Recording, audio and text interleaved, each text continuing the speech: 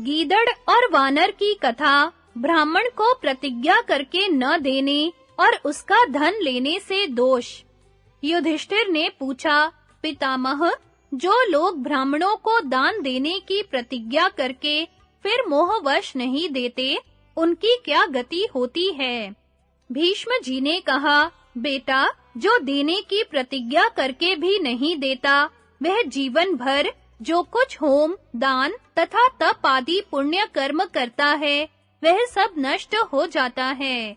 धर्मशास्त्र के विद्वानों का कहना है कि 1000 श्याम कर्ण घोड़ों का दान करने पर प्रतिज्ञा भंग के पाप से छुटकारा मिलता है। इस विषय में सियार और वानर के संवाद रूप एक प्राचीन इतिहास का उदाहरण दिया जाता है। पूर्व काल की बात है, एक सियार और एक वानर एक स्थान पर मिले। ये दोनों पूर्व जन्म में मनुष्य और परस्पर मित्र थे। दूसरी योनि में इन्हें सियार और वानर की योनि में जन्म लेना पड़ा था। सियार को मरघट में मुर्दे खाता देख वानर ने पूर्व जन्म का स्मरण करके पूछा, भैया, तुमने पूर्व जन्म में कौन सा भयंकर पाप किया था, जिसके कारण तुम्हें मरघट में घृणा के योग्य सड़ा हुआ मुर्दा खाना पड़ता है? सियार ने जवाब दिया, मैंने ब्राह्मण को दान की प्रतिज्ञा करके नहीं दिया। इसी पाप के कारण मुझे इस पाप योनि में जन्म लेना पड़ा है। अच्छा, अब तुम बताओ, तुमने कौन सा ऐसा पाप किया जिससे वानर हो गए? वानर बोला, मैं सदा ब्राह्मणों का फल चुराकर खा जाया करता था, इसी पाप से वानर हुआ। अतः विज्ञ पुरुष को कभी ब्राह्मण का धन नहीं लेना चाहिए, उनके साथ कभी विवाद नहीं करना चाहिए, और यदि उन्हें दान देने की प्रतिज्ञा की गई हो, तो अवश्य दे डालना चाहिए। भीष्म जी कहते हैं, युधिष्ठिर, इसलिए किसी को ब्राह्मण के धन का अपहरण नहीं करना चाहिए। यदि ब्राह्मण से कोई अपराध भी हो जाए, तो उसे क्षमा कर देना चाहिए। बालक, दरिद्र अथवा दीन होने पर भी किसी ब्राह्मण का अपमान नहीं करना चाहिए। पहले तो उन्हें किसी बात की आशा नहीं देनी चाहिए, और यदि दे दी तो पूरी करनी चाहिए, क्योंकि पहले की दी हुई आशा के भंग होने पर ब्राह्मण क्रोध में भरकर जिसकी ओर देखता है, उसे उसी प्रकार भस्म कर डालता है, जैसे घास फूस को आग। किंतु वही ब्राह्मण जब आशा पूर्ति से संतुष्ट होकर आशीर्वाद देता है, तो वह दाता के लिए औषध के समान हो जाता है, तथा उसके पुत्र पौत्र, बंधु बांधव, पशु, मंत्री, नगर और देश का कल्याण करके उन्हें शक्तिशाली बनाता है। इस पृथ्वी पर सहस्त्रों किरणों वाले सूर्य देव के प्रचंड तेज की भांति ब्राह्मण का तेज भी देखने में आता है। इसलिए जो उत्तम योनि में जन्म लेना चाहता हो, उसे ब्राह्मण को देने की प्रतिज्ञा की हुई वस्तु अवश्य दे डालनी चाहिए। इस लोक में ब्राह्मण को दान देने से देवता और पितृ तृप्त होते हैं। इसलिए विद्वान पुरुष ब्राह्मणों को अवश्य दान दें। ब्राह्मण महान तीर्थ माने जाते हैं। वे किसी भी समय घर पर आ जाएं, तो बिना सत्कार किए उन्हें नहीं जाने देना चाहिए। शूद्र को विशेष उपदेश देने से अनर्थ की प्राप्ति। एक शूद्र और मुनि की कथा। युधिष्ठिर ने पूछा, दादाजी, यदि कोई मनुष्य सौहार्दवश किसी नीची जाति के पुरुष को उपदेश दे, तो उसे दोष लगेगा या नहीं? मैं इस बात को यथार्थ रूप से सुनना चाहता हूँ, क्योंकि धर्म की गति बड़ी सूक्ष्म है। भीष्म जी ने कहा, बेटा, किसी नीच जाति के मनुष्य को उपदेश नहीं देना चाहिए, क्योंकि इससे उपदेश देने वाले को महान दोष की प्राप्ति बतलाई जाती है। इस विषय में यह दृष्टांत सुनो। जो दुख में पड़े हुए एक नीच जाति के पुरुष को उपदेश देने से संबंध रखता है। हिमालय के निकट एक बड़ा सुंदर और पवित्र आश्रम था। जहाँ सिद्ध और चारण विचरा करते थे। उसके आसपास का वन सदा फूलों से भरा रहता था। उस आश्रम में व्रत और नियमों का पालन करने वाले बहुत से तपस्वी और तेजस्वी ब्राह्मण निवास करते थे। वहाँ सब ओर वेद मंत्रों के उच्चारण की ध्वनि गूंजती रहती थी। अनेकों बाल खिल्य ऋषि तथा सन्यासी उस आश्रम की शोभा बढ़ा रहे थे। एक दिन वहाँ एक शूद्र बड़े उत्साह से आया। आश्रमवासी मुनियों ने उसका बड़ा आदर किया। तदनंतर उसे तप करने की इच्छा हुई। अतः उसने कुलपति के दोनों चरणों को स्पर्श करके कहा, द्विजवर, मैं आपकी कृपा से धर्म का उपदेश सुनना चाहता हूँ। इसके लिए आप हमें विधिवत सन्यास की दीक्षा दें। मैं वर्णों में नीच शूद्र हूँ तथा आपकी शरण में आया हूँ। आप मुझ पर प्रसन्न होइए। कुलपति ने कहा, बेटा, शूद्र को सन्यास धारण करने का अधिकार नहीं है, अतः तुम सन्यासी के वेश में यहाँ नहीं रह सकते। यदि तुम्हारा यहीं रहने का विचार हो तो रहो, किंतु उच्च वर्णों की सेवा किया करो। सेवा से तुम्हें अत्यंत उत्तम लोकों की प्राप्ति होगी, इसमें तनिक भी संदेह नहीं है। कुलपति के ऐसा कहने पर शूद्र सोचने लगा, अब मुझे क्या करना चाहिए? शूद्र के लिए शास्त्र का ऐसा ही विधान हो, तो भी तो मैं वही करूंगा जो मेरे मन को प्रिय जान पड़ता है। यह विचार कर उसने उस आश्रम से दूर जाकर एक पर्णकुटी बनाई और वहां यज्ञ के लिए वेदी, रहने के लिए स्थान और देवालय बनाकर वह नियम पूर्वक रहने लगा।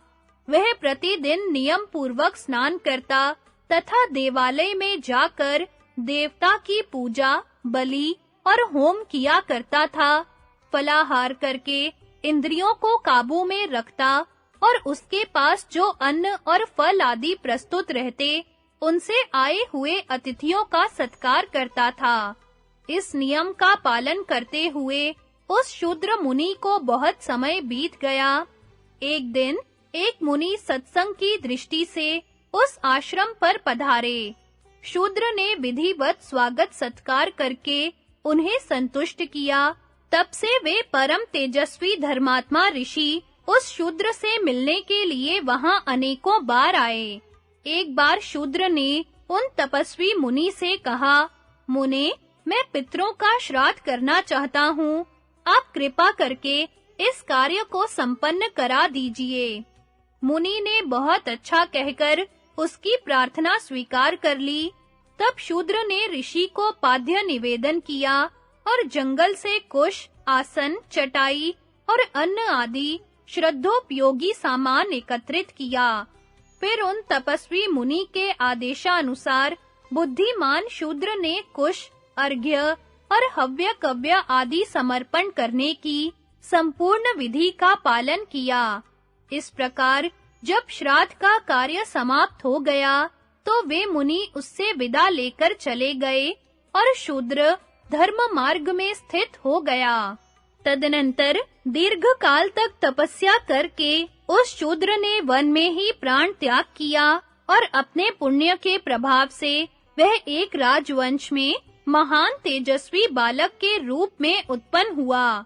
इसी प्रकार उन तपस्वी मुनि ने भी समयानुसार मृत्यु को प्राप्त होकर उसी राजवंश के पुरोहित के घर में जन्म धारण किया।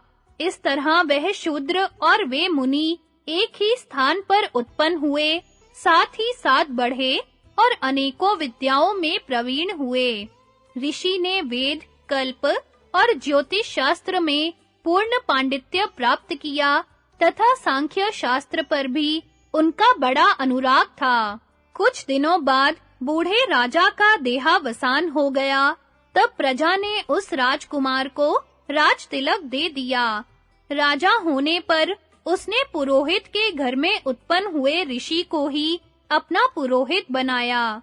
उन्हें हर काम में आगे रखकर वह धर्म पूर्वक प्रजा का पालन करता हुआ बड़े सुख से रहने लगा।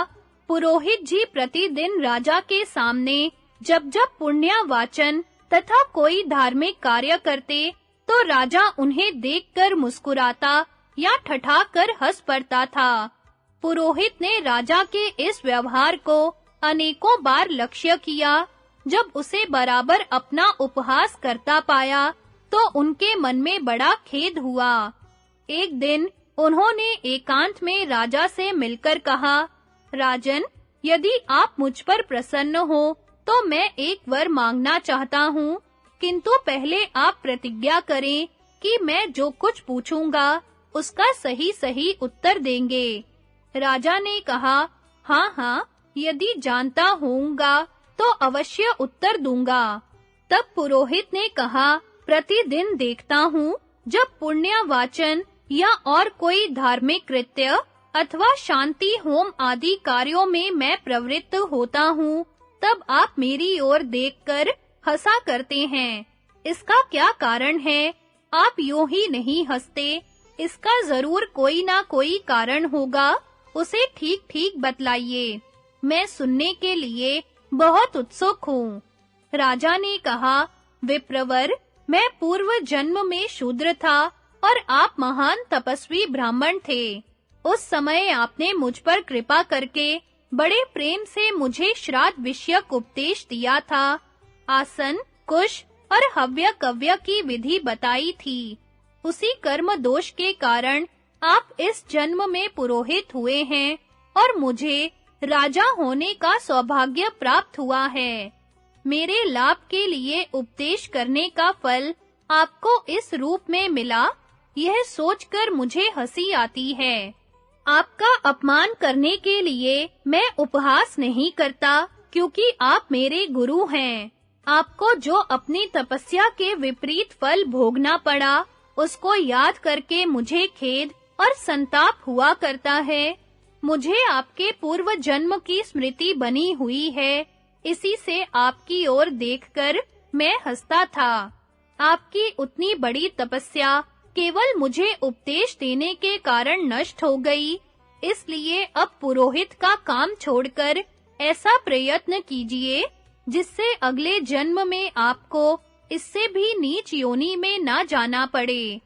भीष्म जी कहते हैं, इस प्रकार राजा ने जब पुरोहित को जाने की आज्ञा दी तो उन्होंने सारा धन और जमीन जायदाद ब्राह्मणों को दान कर दी तथा विद्वान ब्राह्मणों के बताए अनुसार कठोर व्रत का पालन करते हुए अनेकों तीर्थों में स्नान किया और ब्राह्मणों को गौ तथा अन्य प्रकार के दान देकर अपने अंतःकरण को पवित्र कर लिया। तत्पश्चात मन को वश में करके वे अपने पूर्व जन्म के ही आश्रम पर गए और वहां कठोर तपस्या करने लगे। तप के प्रभाव से उन्होंने परम सिद्धि प्राप्त कर ली और उस आश्रम में रहने वाले अन्य ऋषियों के भी वे सम्मान भाजन बन गए। युधिष्ठिर, यद्यपि वे पूर्व जन्म में महान ऋषि थे, तो भी शूद्र को उपदेश देने के कारण बड़े कष्ट में पड़ गए। अतः ब्राह्मण को किसी नीच वर्ण के मनुष्य के प्रति उपदेश नहीं करना चाहिए। ब्राह्मण, क्षत्रिय और वैश्य ये तीन वर्ण द्विज कहलाते हैं। इनके बीच में उपदेश करने से ब्राह्मण दोष का भागी नहीं होता। अतः धर्म पालन की इच्छा रखने वाले विद्वान पुरुष को खूब सोच समझकर उपदेश करना चाहिए। रोजगार की दृष्टि से उपदेश देने वाला मनुष्य अपने ही धर्म की हानि करता है। जब कोई प्रश्न करे तो अच्छी तरह सोच विचार कर एक सिद्धांत स्थिर करके उसका उत्तर देना चाहिए तथा ऐसा उपदेश करना चाहिए जिससे धर्म की पुष्टि हो। राजन, उपदेश के संबंध में ये सारी बातें मैंने तुम्हें बताई। नीच को उपदेश देने से महान कलेश का सामना करना पड़ता है, इसलिए उसे उपदेश देना उचित नहीं है।